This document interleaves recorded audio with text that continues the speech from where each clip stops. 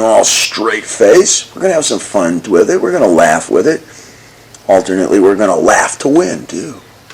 But it's not based on that. When I look in the mirror, I don't see Caruso. When I listen to the record, I don't hear Valentino. Do you listen to your records? Almost never. Almost never. Almost never. Why is that? When I live and breathe them, when I put in the time on them, from creating to recording to performing, hey, you play ball 5 days a week as a pro. You don't play ball on Sunday.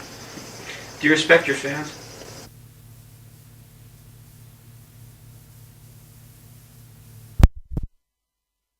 I guess the cliche about the rock and roller wouldn't respect anybody who would sit down for 2 hours of his music.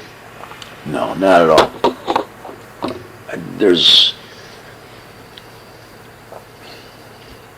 I see the audience as individuals. Everybody's got a little something there. Everybody's got a little something. And I'm sending a message. I'm transmitting as hard as I can here. I don't see it as simplistic. I don't see it as one-dimensional. I don't see it as being banal. I don't see it as something that was simply created as product in order to sell. It sells great, thank God. I don't know, it'd be a very different story perhaps if it didn't. Probably not. Who can tell? I can only imagine. But I take this music very seriously, and the way we perform it, and everything that surrounds it.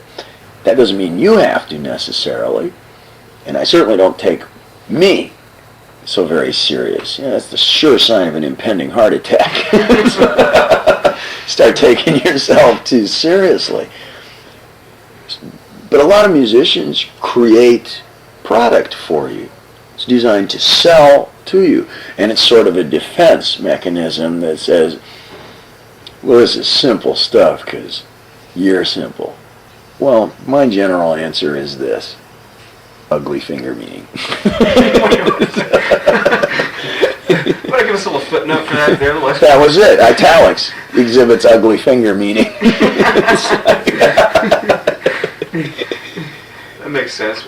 One special quality you have is that you can keep the audience in the palm of your hand. I mean, having been following music for so long and having seen so many concerts, the first sign of a lame performer is a guy that has to almost beg the audience to clap along. Come on, get those hands together.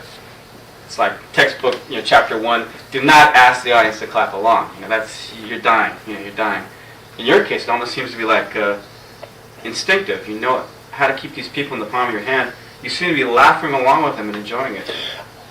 I don't play at the audience. I play with you. And there's a big difference there. Most musicians design a program, a premise, at the beginning of the tour, at the beginning of the career, and they'll just steamroll anybody who gets in their way with it. And then, they'll say, if it doesn't go over on a given night, they'll say it was a crummy audience. That's not real musicianship. That's not real showmanship there. You communicate. And if people don't clap along at a certain time, fine. We got a whole library of ideas here. There's a whole bunch of things that we're talking about tonight, It's not essential. I don't require that kind of gratification, that my ego doesn't need, that people show that I'm in control. It's not a question of being in control. It's a question of, let's take the scenic route together. That's my point. It's almost a brilliant command of the trade.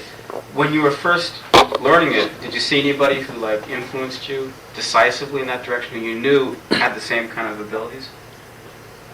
Or had the abilities that you wanted to incorporate in your own style? To kind of grab an audience? It was no real performers who grabbed an audience, but I perceived a lot of people, the influences that I described 3 paragraphs ago. And keeping this in print. Yeah.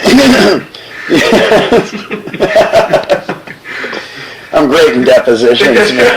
Record. look at the lawyer straight in the eye and going, for those of you who are reading this right now, suddenly there's 1,000 other people in the room. I perceived that a lot of those people did what was really true to their heart. And if you're going to get the applause right then, that's great. A lot of them didn't get the applause till they were dead. So be it. That's art. It's the big chance. It's the big shot in the dark. It's the big unpredictable finish. That's what I signed up for. Of course, the $60,000 question. What the fuck is wrong with Van Halen? Why do they sound so bland?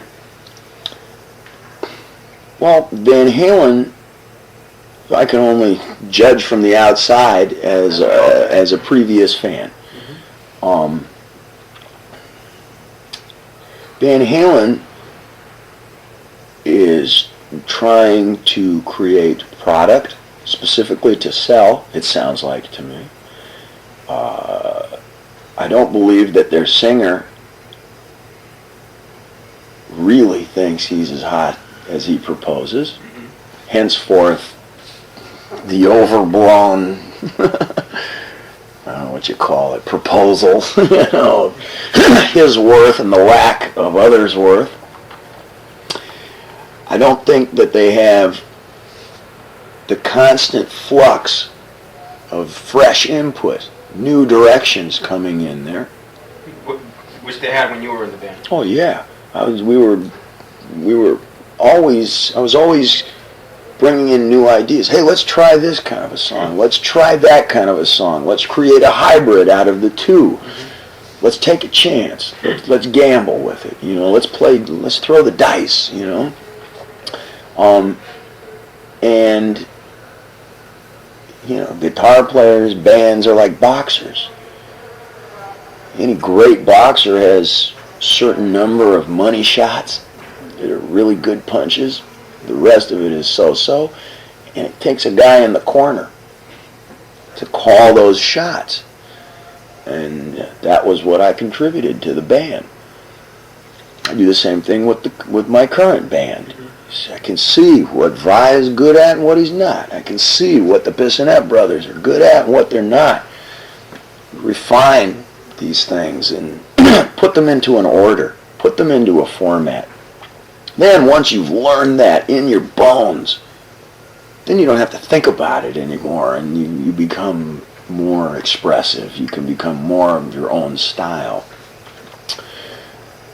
But even more than that, it's a question of outside influences. And it's not just musical. It's live your life. It's what you do with your life, what you do with your body, which is another point.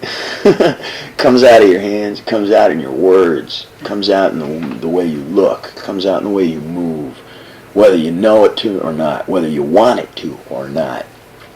And you got to live, you got to travel, you got to experience, you got to be part of the parade, or it's going to leave you flat behind.